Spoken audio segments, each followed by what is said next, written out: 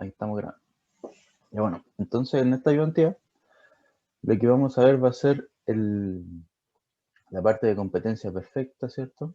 Donde tenemos un ejercicio en el cual vamos a tener que llegar al punto de equilibrio, como siempre en estos tipos de ejercicios se halla en el punto de equilibrio. Y vamos a ver qué pasa cuando se agrega un impuesto o cuando se agrega un subsidio. En el problema 2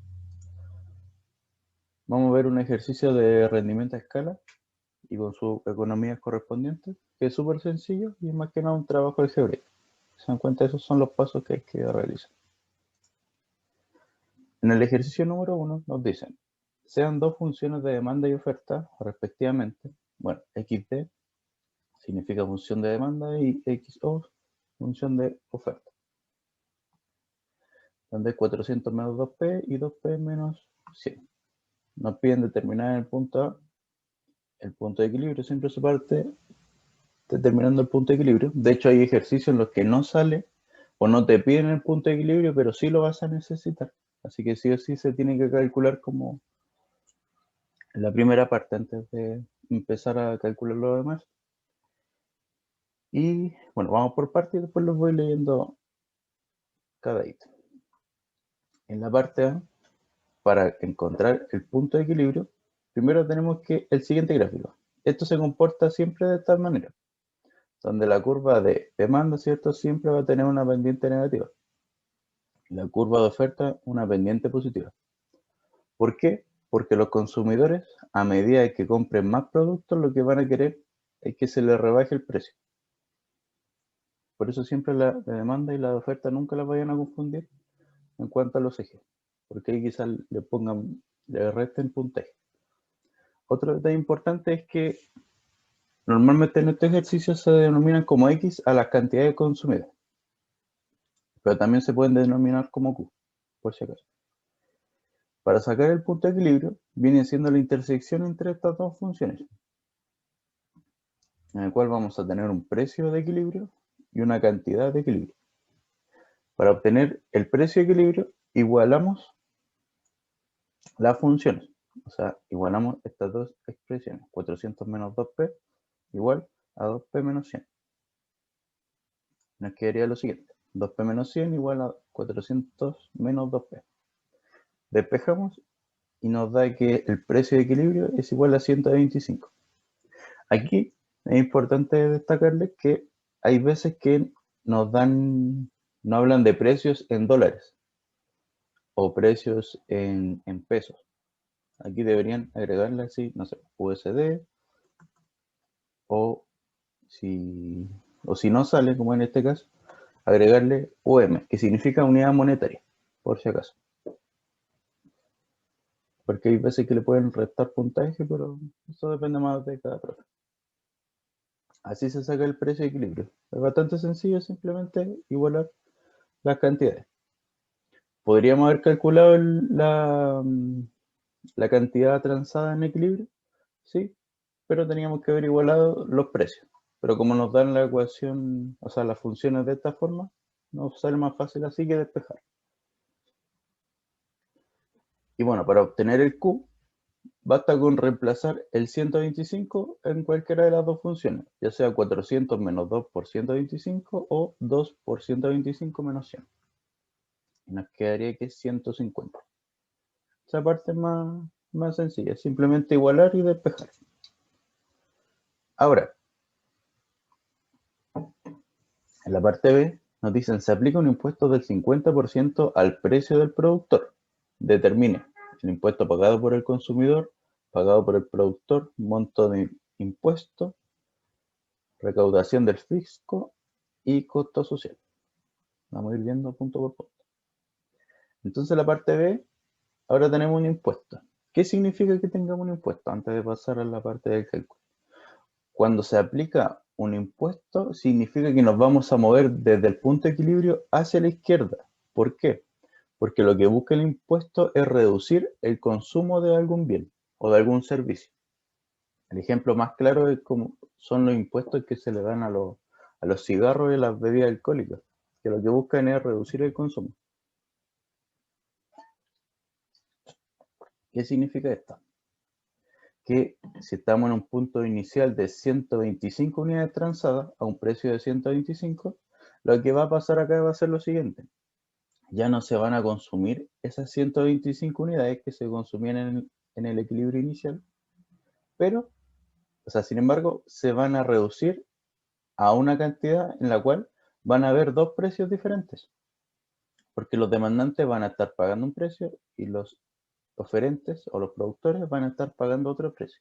La diferencia entre el precio del demandante y el precio del oferente va a ser el impuesto. Por eso tenemos esta expresión de que el impuesto va a ser igual al precio del demandante o del consumidor menos el precio del productor o del oferente. Ahora, esta expresión queda tal cual. Sin embargo, nos dicen, se aplica un impuesto al 50% al precio del productor. Significa que ese 50% se multiplica por el precio del productor. Aquí es importante algo, porque hay veces que no nos dan un porcentaje y nos pueden decir se aplica un impuesto de 10, bueno, como en el caso de abajo, de 10 unidades monetarias o de 20 unidades monetarias por unidad física. En ese caso, si hubiera sido un 20 o un 10, se hubiera reemplazado tal cual el número. Así 10 igual a precio demandante menos precio de oferta, por si acaso. Igual lo vamos a ver en la parte de subsidio. Esta expresión lo que nos va a servir es para tener la relación entre el precio de demanda y el precio de oferta. O sea, el precio de demanda va a ser un 50% más que el precio de oferta. Ahora, con esta expresión, que la destaqué en rojo acá, lo vamos a reemplazar nuevamente igualando X, las cantidades de demanda y de oferta. ¿Por qué nuevamente igualo las demandas, o sea, las cantidades demandadas?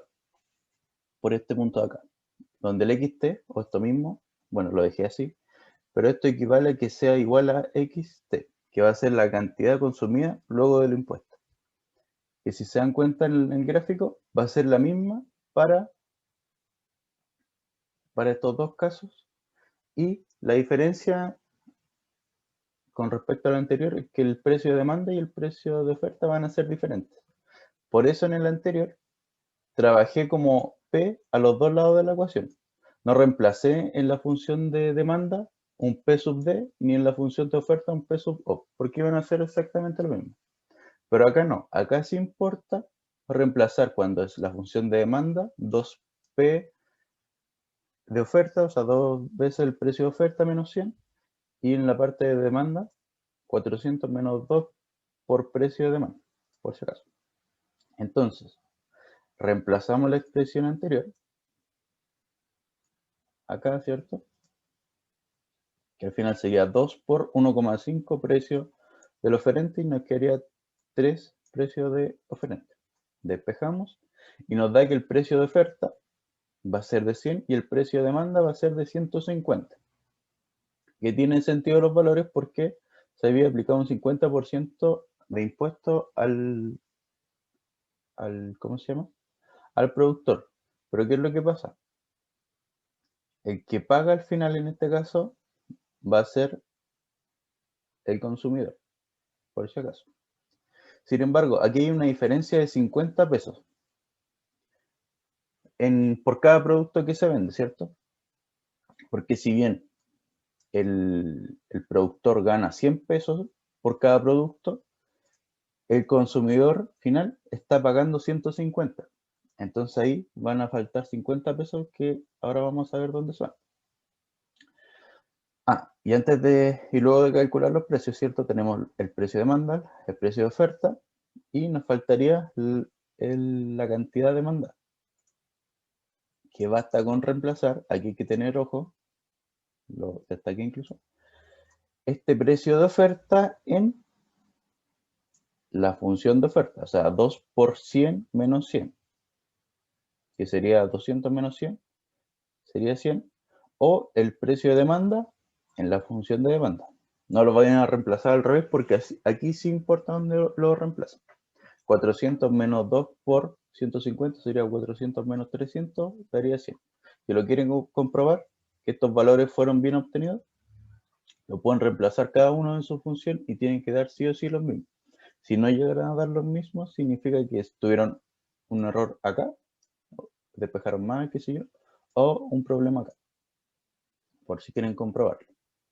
Porque era que poníamos, o sea, la parte que igualamos las dos funciones, Acá, sí, ah, la de ya. la oferta, Ujú. ponemos 2 P de oferta. Sí, mira, acá, de hecho, lo voy a dibujar, si es que no se me queda pegado el computador. Este sería el precio de oferta y este sería el precio de demanda. ¿Por qué? Porque en este caso, mira, si te das cuenta en el anterior, tenías un precio de equilibrio que iba a ser igual al precio de oferta e igual al precio de demanda, ¿cierto? Iban a ser todos iguales, porque se da justo en la intersección de las dos funciones. Pero acá, ¿qué es lo que pasa? Tiene precios diferentes. Entonces, igual tienes que diferenciarlo entre el precio que va a pagar el consumidor y el precio al que va a vender el productor. Y para calcular este X sub t, tú no puedes reemplazar el precio del demandante o del consumidor en la función de oferta. Eso estaría mal, porque ahí te va a dar un resultado erróneo. Claro. Porque mira, piénsalo, si lo vemos gráficamente, el 150 que está por acá, ¿cierto? Este es el 150. Al reemplazarlo en la otra función, vas a reemplazarlo aquí. Entonces te va a dar una cantidad por acá. Por eso es importante entender los gráficos para que así tú digas, ah, ya, si en el punto de equilibrio tuve 125 unidades transadas y ahora me da que con un impuesto me dan 300 unidades transadas, ¿tiene sentido lógico? La respuesta sería que no. Por eso es bueno hacer un gráfico. Mira, este mismo gráfico se va a repetir siempre para el tema de los impuestos. La diferencia obviamente va a ser que, o puede ser una función más elástica o más inelástica, ¿cierto? Pero la relación va a ser exactamente la misma, por lo menos para este curso. No sé si respondí tu pregunta. Sí, sí, sí, sí, sí. ¿Sí? Ya bueno, cualquier cosa me preguntan uno más. Ahora, habíamos dicho que había una diferencia entre los precios. ¿Qué significa esto? Que tanto el consumidor como el productor van a pagar impuestos al fisco. ¿Cómo se determina esto? El impuesto pagado por el consumidor va a ser la diferencia entre el precio que está pagando ahora, o sea, el precio de demanda que habíamos calculado con el impuesto, ¿cierto? Menos el precio de equilibrio. O sea, en otras palabras, sería, bueno, voy a rayarlo un poquito aquí. Esto sería el impuesto pagado por el consumidor. ¿Por qué? Va, no me equivoqué. Acá, acá, acá, acá. Sería todo esto que estoy señalando en color negro. Este es el impuesto pagado por el consumidor. Y análogamente, lo del productor sería lo de acá. Lo voy a dejar así como líneas al revés. Eso sería el impuesto pagado por cada uno. ¿De qué va a depender este monto? Más allá de que hayamos calculado los precios. Va a depender de la inelasticidad.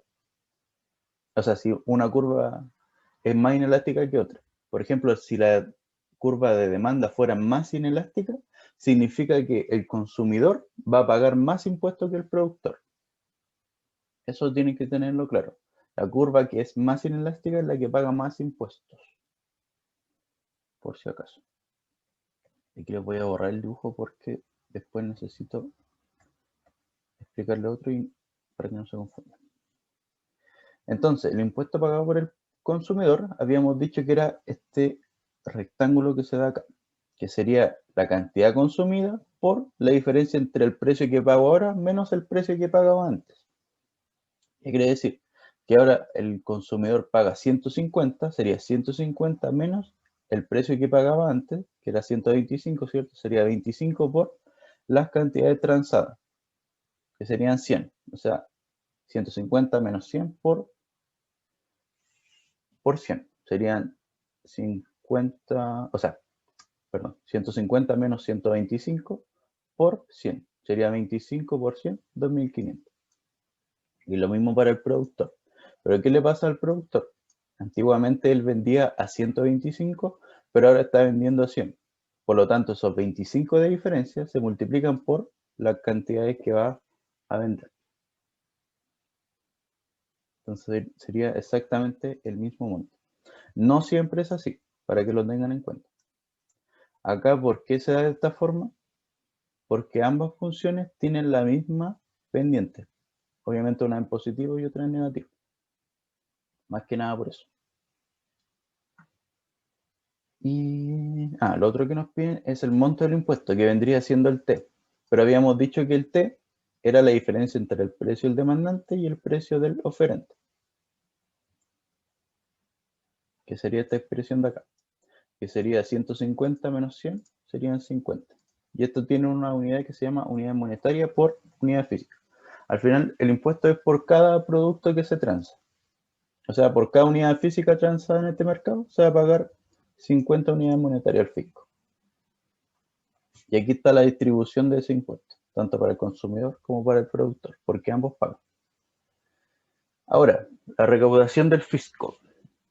El fisco lo que recauda es el impuesto, que sería las 50 unidades monetarias por unidad física, por las cantidades transadas luego del impuesto, que serían 100. Sería 50 por 100, 5.000. ¿5.000 qué? Unidades monetarias. Unidades monetarias. ¿Se va entendiendo más o menos el paso a paso, cierto? Sí. Y ahora lo último que nos piden es el costo social o PIE, que PIE significa pérdida irrecuperable de la eficacia. El PIE se calcula como esto de acá. ¿Por qué se calcula como esto de acá? Antiguamente, mira, aquí les voy a rayar un poco esto. A ver si lo voy a hacer en otro color. Les voy a rayar un poco esto. El excedente o el bienestar social era todo eso, en equilibrio. ¿Cierto?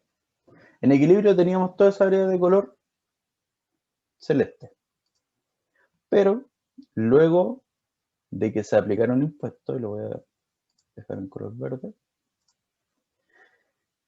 el excedente del consumidor sería esto de acá.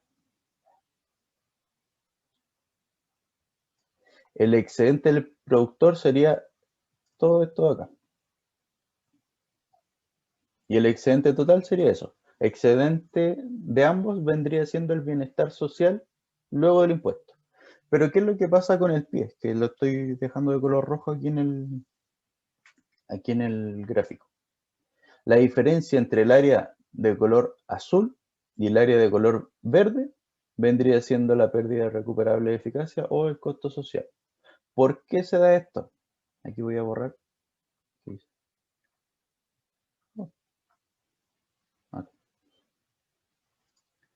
Voy a borrar esto y esto. ¿Por qué se da esta pérdida irrecuperable de eficacia? Lo que pasa aquí es que van a haber consumidores que en este punto estaban consumiendo el producto, ¿cierto? Y lo otro que le voy a explicar es el excedente. ¿Qué significa el excedente, por ejemplo, para el consumidor? Aquí, bueno, la curva de demanda vendría siendo todos los consumidores de este producto. Sin embargo, ¿qué es lo que pasa acá? Miren, por ejemplo, el consumidor que está acá significa que él estaba dispuesto a pagar por el precio de equilibrio, ¿cierto? Que sería 125 para consumir ese bien. Pero ¿qué es lo que pasa cuando ese precio sube a 130? El consumidor que estaba acá ya deja de consumir. Por lo tanto, van a haber ciertos consumidores que ya no van a acceder a este bien. Sin embargo, cuando se disminuye aún más que el impuesto, ¿cierto? Había quedado que el precio del demandante era 150. Todos aquellos que estaban dispuestos a pagar entre 150 y 125 dejaron de consumir porque no estaban dispuestos a pagar tanto. Otro ejemplo como para que se entienda esto del excedente, es que, por ejemplo, si yo, ahora como salió la Play 5, supongamos que está a 500.000 pesos, por decir un número, y yo estoy dispuesto a pagar hasta 400.000 pesos. Si yo voy a la tienda y pregunto por el precio y me dicen, no, está a 500.000 pesos, como yo estoy dispuesto a pagar solo 400.000, yo no voy a poder acceder a ese bien. Por lo tanto, yo como consumidor no lo voy a comprar. Sin embargo, si yo estoy dispuesto a pagar hasta 600.000 por la Play 5 y voy a la tienda y me dicen que el precio es de 500.000, al momento de yo comprarlo, mi excedente va a ser la diferencia entre lo que yo estaba dispuesto a pagar y el precio por el cual pagué finalmente, que sería 600.000 menos 500.000 y sería 100.000. Ese 100.000 sería mi excedente. ¿Se entiende? Sí, Vendría siendo sí, la sí. diferencia entre lo que yo estoy dispuesto a pagar menos el precio que estoy pagando finalmente. Ahora, como ya hemos dicho, todas estas personas que estoy señalando con el mouse quedaron sin producto, de ahí nace la pérdida irrecuperable de eficacia. ¿Cómo se calcula?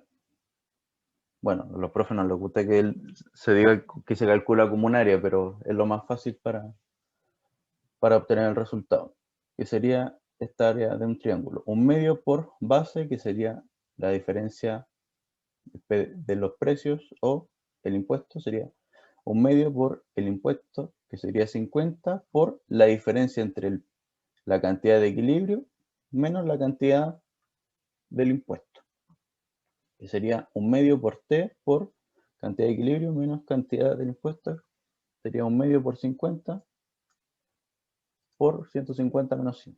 Y nos daría 1250, y esto también se mide en unidad monetaria.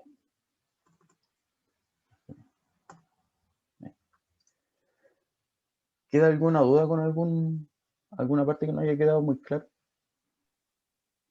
No, todo claro de monto. Bueno, siempre recuerden eso. Lo más importante antes de partir este ejercicio, siempre que hay un impuesto, nos movemos hacia la izquierda del punto de equilibrio, siempre. Porque lo que hace un impuesto es desmotivar o tratar de que el consumo sea menor de algún bien, servicio, ya sea por motivos económicos, sociales o culturales. Ahí ya depende de cada país que tome la decisión. Ahora, nos pasamos a la parte C. Nos dice que ahora el Estado decide aplicar un subsidio equivalente a 10 unidades monetarias por unidad física. Determine, nuevamente, el subsidio otorgado por el consumidor, otorgado al consumidor y al productor. Significa que en este caso es al revés, ¿cierto? El Estado va a otorgar dinero a los dos agentes económicos, demuestre el monto del subsidio, o sea que tienen que, bueno, ahí lo vamos a ver, el gasto fiscal y el PIE. Miren, acá tenemos que el subsidio va a ser lo siguiente. En el caso contrario, en la parte B teníamos el impuesto, ¿cierto? Que desincentivaba el consumo de algo. El subsidio, por otra parte, lo que hace es aumentar el consumo de algo mediante dinero fiscal, ¿cierto? Entonces, ahora ya no nos movemos hacia la izquierda, nos movemos hacia la derecha en el gráfico, en el cual vamos a tener una cantidad consumida luego del subsidio, que va a ser la misma tanto para los demandantes como para los oferentes, o sea, consumida por los demandantes y producida por los oferentes, ¿cierto? ¿A eso me refiero? Y va a tener una relación similar a la de impuestos, pero es inversa. ¿Por qué? Porque ahora el precio del oferente, porque si él quiere producir más, va a pedir un mayor precio, va a ser mayor que la cantidad demandada por los consumidores, porque ellos si quieren consumir más, están dispuestos a pagar un precio más bajo. Es la ley del consumidor. Ahora, esta diferencia, ojo acá, porque antiguamente era precio de demanda arriba y precio de oferta abajo, aquí es precio de oferta y precio de demanda. La diferencia entre estos dos va a ser el subsidio, que va a ser S igual al precio de oferta menos precio de demanda. Y el subsidio nos habían dicho que era 100. En este caso solo nos dan un valor, no nos dan un porcentaje. Así que reemplazamos tal cual el valor en esta expresión y despejamos. Podemos despejar precio de oferta o precio de demanda, da exactamente lo mismo. Solo que después tenemos que tener ojo al momento de reemplazar. Realizamos exactamente lo mismo de igualar las cantidades de oferta y de demanda. ¿Por qué? porque van a ser las que se van a consumir en este punto. Van a ser exactamente las mismas, solo que la diferencia entre los precios va a estar dada por el subsidio que va a pagar el fisco. Igualamos y reemplazamos la expresión de 10 más precio de demanda. Se reemplaza acá, donde está en color rojo, y se despeja. Como se despeja el precio de demanda, vamos a calcular que el precio de demanda va a ser 120.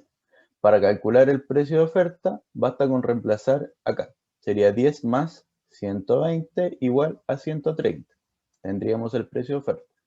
Y para calcular la cantidad consumida, al igual que en el caso anterior, reemplazamos el precio de demanda, que sería 120 en este caso, acá, 400 menos 2 por 120, o el otro precio de oferta, 130, en la función de oferta, 2 por 130 menos 100. Y eso nos da que se consumen o se transan 160 unidades físicas. Ahora, el subsidio otorgado al consumidor está dado por esto. Sería esta área de acá. El subsidio del consumidor y esta área de acá, subsidio del productor, al igual que el caso anterior. Entonces sería la cantidad transada por el subsidio, que serían 160. ¿Tiene sentido el valor 160? Sí tiene sentido, porque anteriormente en el punto de equilibrio estábamos transando solo 125 unidades. Por lo tanto, el valor tiene lógica en este ejercicio. Si no hubiera dado que ahora con el subsidio se transaban 100 unidades, ahí hubiera estado algo raro. Y habría que revisar los resultados. El subsidio entonces del consumidor sería la cantidad que va a consumir, ¿cierto? X sub S, 160 por la diferencia entre el precio de equilibrio, o sea, lo que él pagaba antes, menos lo que paga ahora, que ahora paga menos, ¿cierto? Sería 125 menos 120. Y eso nos daría 800. Ahora, voy a borrar esto. Lo mismo para el caso del productor. Va a ser las cantidades que él va a producir o que va a vender, ¿cierto? Parece que termina en 10 minutos.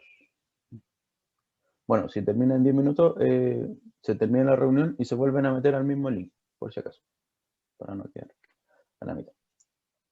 Entonces, el subsidio otorgado por el productor va a ser las cantidades que él va a vender por la diferencia entre el precio que está recibiendo ahora, que serían 130, ¿cierto? Menos el precio de equilibrio, 130 menos 125. Eso sería 5 y 5 por 160 darían 800. Aquí se distribuye de igual forma el subsidio porque ambas curvas tienen la misma pendiente. Recuerden eso, no siempre va a ser igual. El gasto fiscal se da por el subsidio, ¿cierto? Por cada unidad transada. O sea, sería todo este rectángulo acá. Todo este rectángulo acá, lo que significa es el dinero que va a invertir el fisco para el subsidio, que al final sería S por el subsidio por la cantidad transada luego del subsidio, sería 10 por 160, que sería de 1600. Y la pérdida irrecuperable de eficacia sería este rectángulo de acá.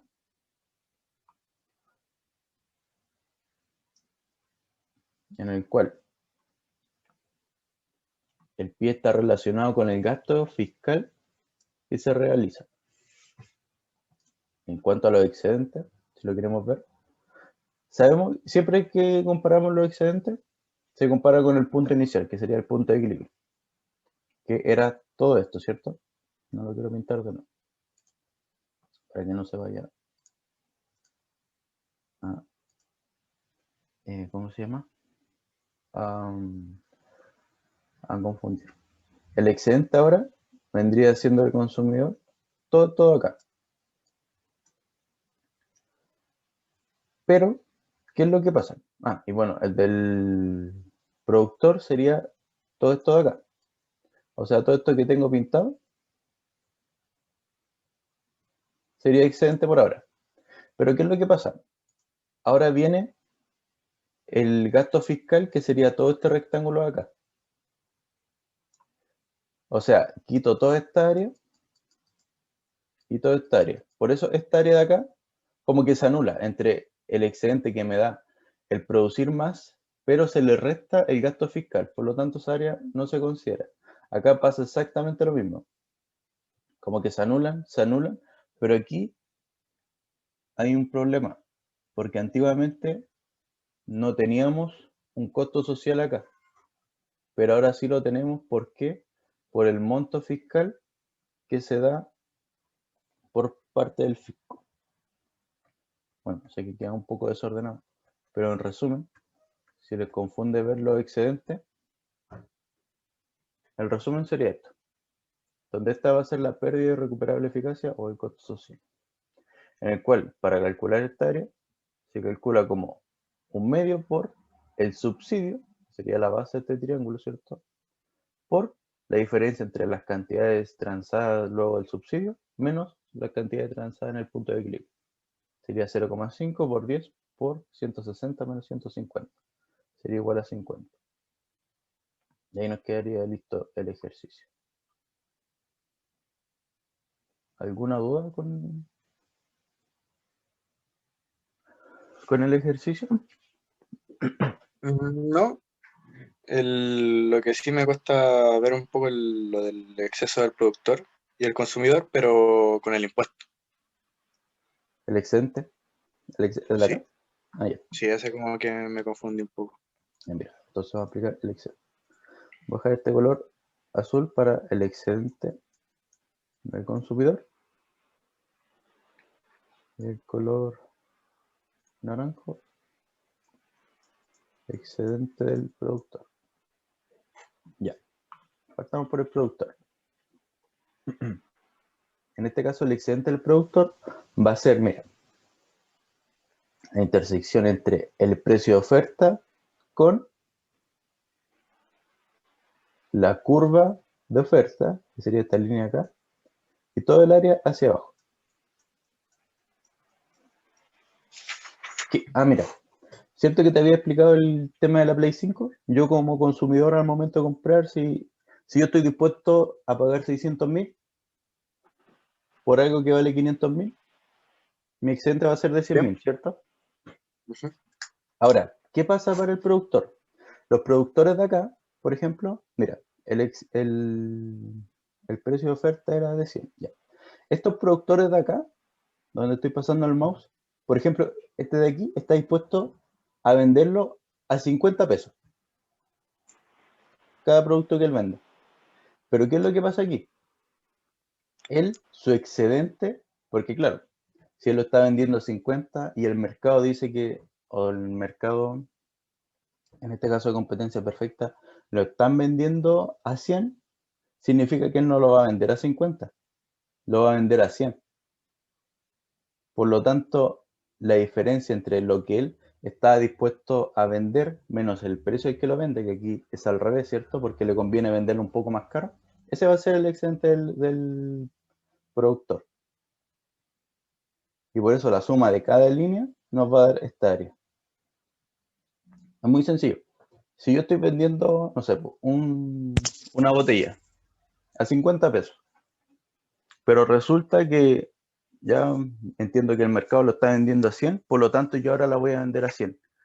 Mi excedente como productor o como oferente va a ser de 50 pesos. Si yo estoy dispuesto a vender esa misma botella a 30 pesos y voy al mercado y la están vendiendo a 100, mi excedente va a ser de 70, que sería este productor de acá, va a tener un excedente mayor, y así. Y se calcula como toda esa área. Esa sería del excedente del productor. Y el excedente del consumidor es al revés, porque lo que busca él es, ¿cómo se llama?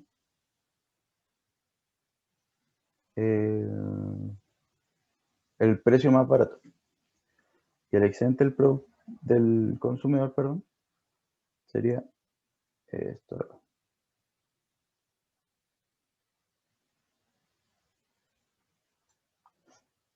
Ahora, no, miento. El excedente total acá del productor sería todo esto. ¿Por qué? Porque lo está vendiendo, mira, ojo con lo que digo acá. Él lo está vendiendo a 150, ¿ok? O sea, yo como productor lo estoy vendiendo a 150. Pero de esos 150, yo lo que finalmente estoy recibiendo son 100. Por lo tanto, ahora es lo que viene y donde se cae todo este tema. El impuesto, bien digo, vendría siendo esta área de acá, ¿cierto? Que sería el impuesto por cada unidad transada. Y eso se lo quita como al productor, que al final, obviamente, entre el consumidor que pagó 150 estaba pagando por el impuesto, pero el productor, a pesar de que lo venda a 150, que es el precio de demanda al final, de esos 150 tienen que pagarle a el fisco. Ahora, mira, esta área de color azul y de color naranjo vendría siendo el excedente de ahora. Pero ¿qué es lo que pasaba en un inicio? El excedente total era todo este rectángulo. O sea, triángulo, perdón. Toda esta área entre la curva de demanda, el punto de equilibrio y la curva de oferta. Mira, está terminando el tiempo por si acaso. Y la diferencia entre estas dos áreas vendría siendo este triángulo de acá, que es lo que tenía antes, pero que ahora ya no tengo. No sé si te queda un poco más claro. Sí, algo me aclaré. Sí. Sí, un poco complicado, pero mira, quédate con eso de el excedente, que cuando yo estoy dispuesto a pagar 100 pesos por algo y está a 80, entre comillas, los que me estoy ahorrando, vendría siendo mi excedente.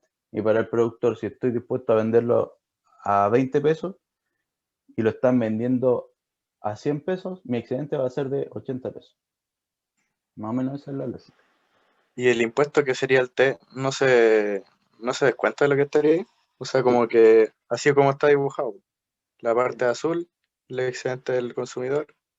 La abajo,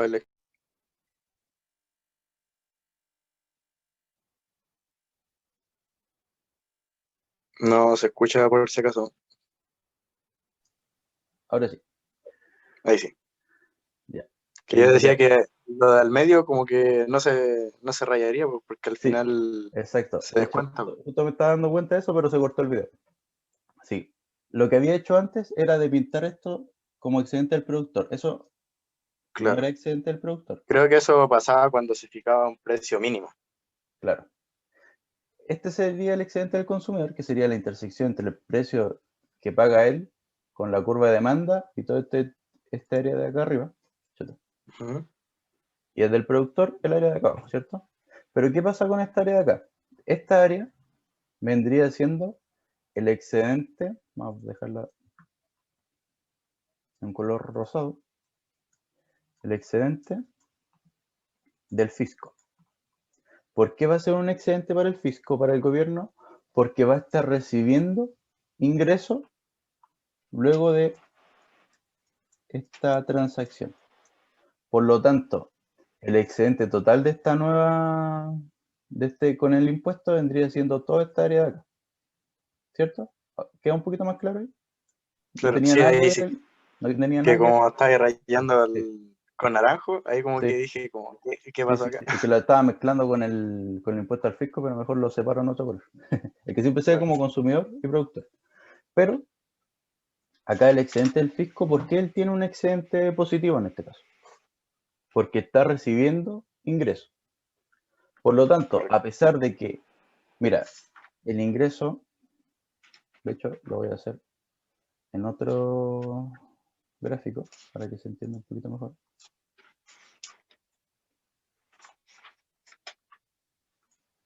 Voy a tirar las dos líneas, función de oferta y función de demanda. Ahora, en el caso inicial, teníamos que el excedente del consumidor era todo esto. Y el excedente del productor era todo lo de abajo. Así estaba en el principio, ¿cierto? Este es el caso inicial. Sí. Este es el caso de ahora. ¿Qué pasa con esta área? Con esta área de acá. Antes teníamos un bienestar social que cubría toda esta área de acá. Pero ahora el bienestar social nos cubre todo esto de acá. Por lo tanto, el costo social vendría siendo esta área de acá. De ahí se deduce ese monto, por decirlo así. Ahora, importante, lo vuelvo a mencionar para que no quede confusión con lo primero que estaba explicando. El excedente del consumidor vendría siendo el área de color azul. El excedente del productor, esta área de color naranjo. Y el excedente del fisco, debido a que está recibiendo dinero por estas transacciones, vendría siendo este cuadrado de acá, o rectángulo, como quieran ver. Y el excedente total vendría siendo toda esta área. A diferencia del caso inicial, que sería toda esta área que está acá. ¿Se entiende un poquito más claro? Sí. Ya. Déjame borrar esto para que no quede con tantas cosas. Ahí el precio más el impuesto, ¿dónde iría? Dame un segundo. ¿Qué cosa? El precio más el impuesto. El precio más el impuesto. ¿Cómo? ¿A qué te refieres? Porque nosotros teníamos un precio de equilibrio, ¿por cierto? Sí, este de Y a eso 125. se le aplica un impuesto. O sea, que sube el precio, Claro, sí. ¿verdad? Ujú. Entonces, ese iría en el PD, por así decirlo. Sí, mira. De hecho lo voy a colocar acá. Aquí teníamos que el precio inicial era 125, ¿cierto? Ujú. Sí, eso sí. Ahora el precio de demanda es 150 y el precio de oferta es 100, bueno, 100, ¿cierto?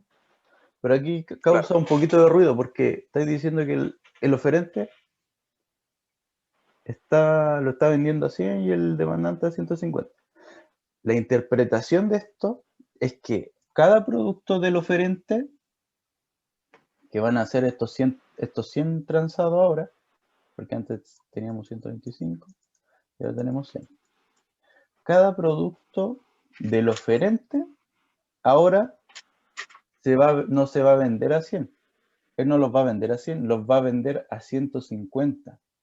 Pero él los va a vender a 150 y de esa cantidad de 150, tan solo 100 pesos por producto le quedan para él. ¿Ok?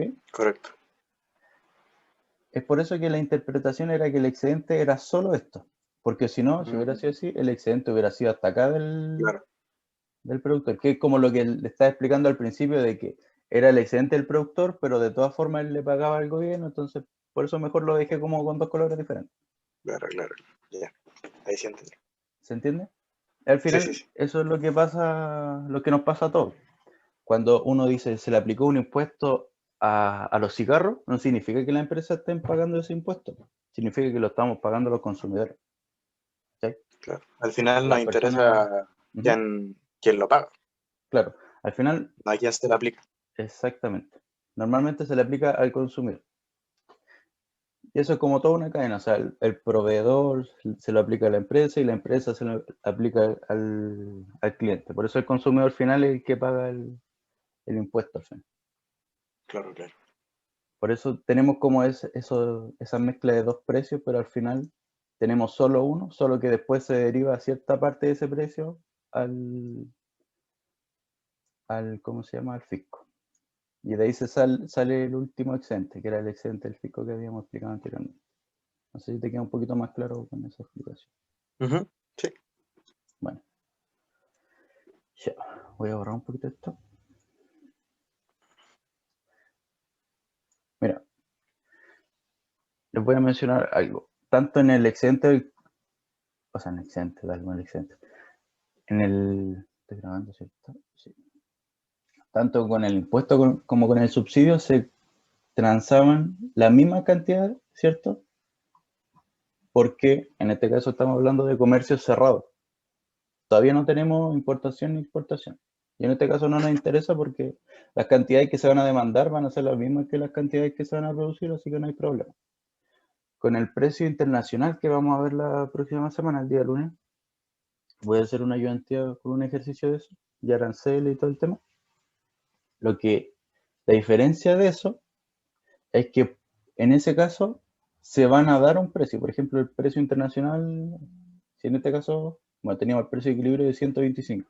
Si el precio internacional está bajo eso, esto es como para hacerle un poquito de adelanto a lo que se viene, van a haber dos cantidades transadas. O sea, si dibujamos el... No diré.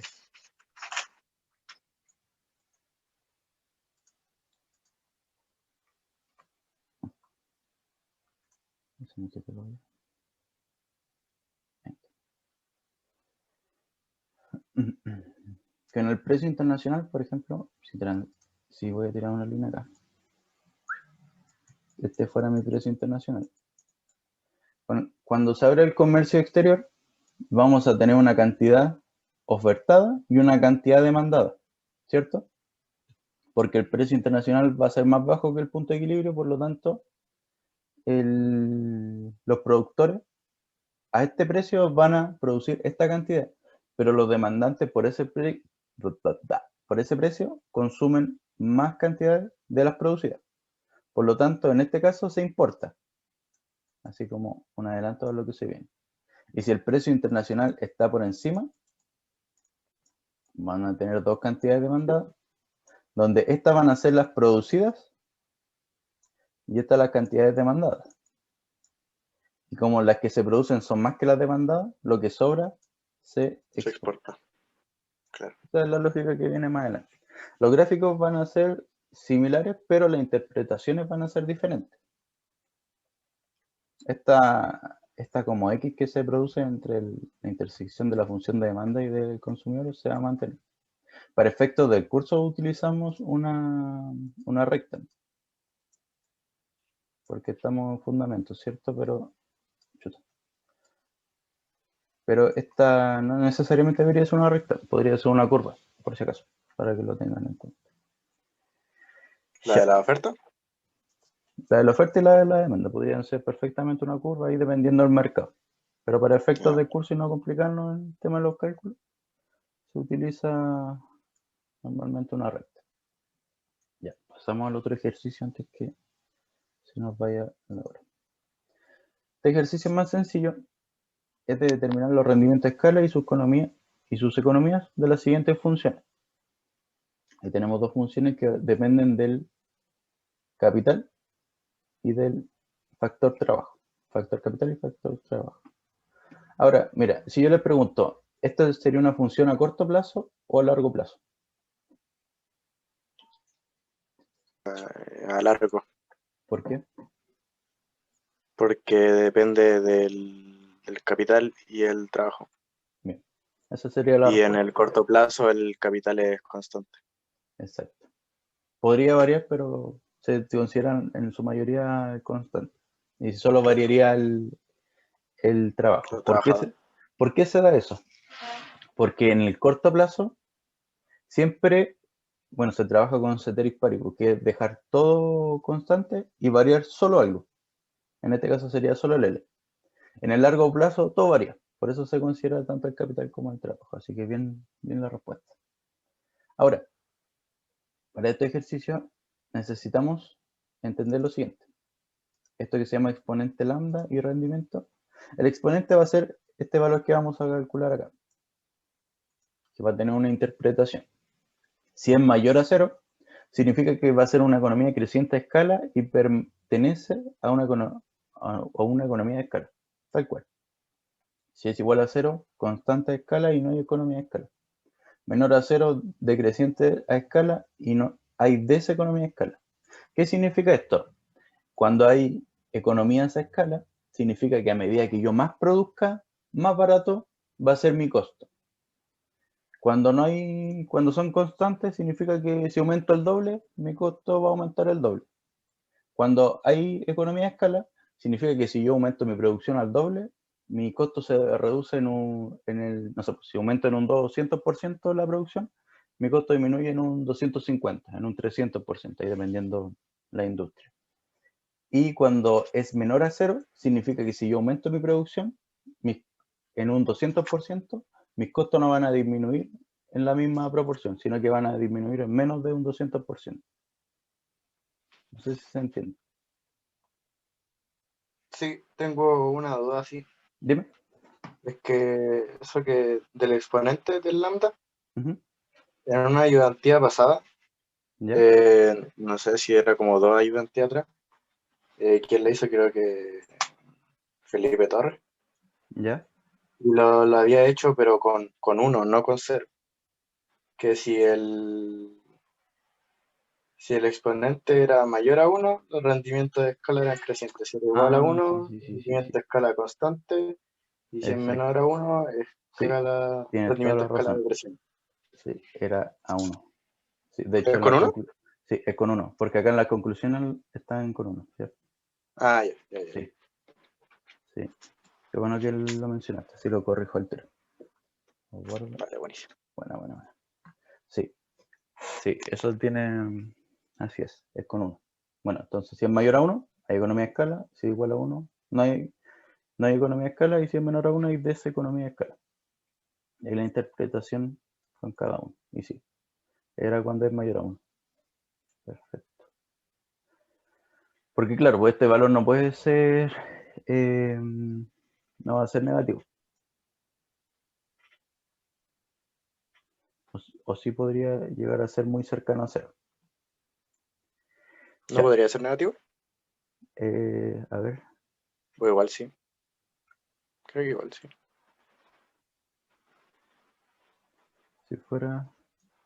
que no he visto un caso negativo, ahí te estaría mintiendo si te digo que sí o que no. Pero normalmente se mueve entre 0 y 1 o mayor a 1, que sería el caso. Ya. Bueno, ¿cómo se realiza este ejercicio? Lo que hacemos, porque hay que calcularlo para cada función por separado. Para la primera función, tenemos que depender del factor K y del factor L. Lo que hacemos es añadir un lambda a cada factor productivo. Por lo tanto, en la expresión inicial, donde haya un K y un L, se reemplaza por el lambda y el factor productivo correspondiente. Por ejemplo, 3,5 por lambda capital elevado a menos 0,5 por lambda por factor de trabajo elevado a 0,75. Ahora lo que yo voy a hacer es agrupar mi lambda elevado a menos 0,5 y lambda elevado a 0,75. Como se está multiplicando, basta con sumar los exponentes. Menos 0,5 y más 0,75. Y ahora, ¿por qué hice lo siguiente? El 3,5, el K elevado a menos 0,5 y el L elevado a 0,75 lo junto acá para igualarlo a esta función y dejarlo como f de k más L. Esta expresión equivale a lo de acá.